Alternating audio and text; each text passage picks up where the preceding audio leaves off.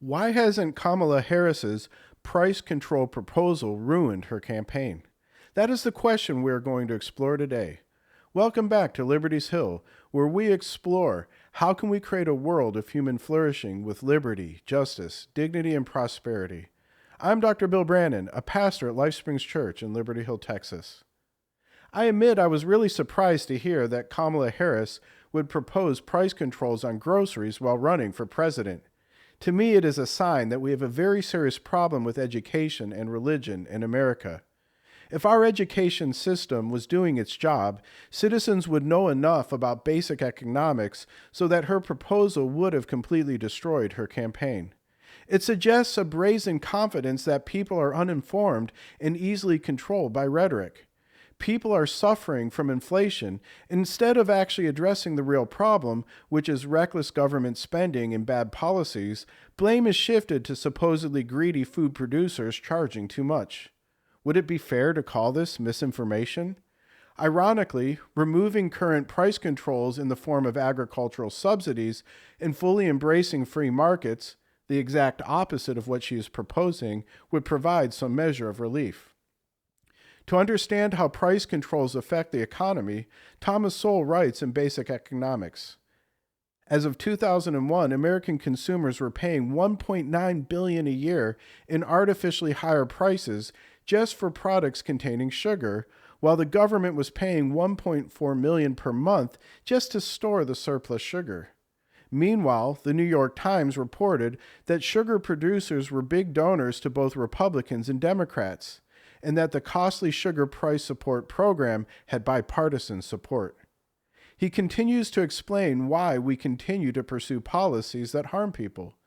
From a purely economic standpoint, it is working at cross purposes to subsidize farmers by forcing food prices up and then subsidize some consumers by bringing down their particular costs of food with subsidies, as is done in both India and the United States. However, from a political standpoint, it makes perfect sense to gain the support of two different sets of voters, especially since most of them do not understand the full economic implications of the policies. What we see is that subsidies create wealth for large corporations who can donate to campaigns and creates a situation where the poor need food stamps to afford the inflated price of food, and their dependency creates a loyal voting constituency. Every time governments have imposed price controls on food, it has always hurt people, especially the poor. Government-controlled economies have always led to decreased standards of living and have often led to starvation and even death, while food rotted in government storage. This is basic economic knowledge that is easily accessible to anyone who cares to research it for themselves. What this suggests is that it is in the self-interest of politicians to keep people ignorant of truth that leads to human flourishing. It may be that politicians themselves are ignorant and lack the knowledge and skill required to lead. Or it could be that they are more interested in maintaining their own power than in serving the interests of the people. I personally like to think that many have good intentions and that they believe they are actually helping people. I know that many detrimental policies did indeed start with a sincere intention to help people, and the trap that it created was discovered later. It creates intertwined unhealthy dependency that has real challenges to overcome, sort of like a drug addiction. Since we cannot know the secrets and intentions of people's hearts, I think it is our moral obligation to give them the benefit of doubt. The bottom line is that our leaders promote policies that harm citizens. So what is the solution to this problem? Being frustrated and angry will only create other problems, so we cannot afford to go that route.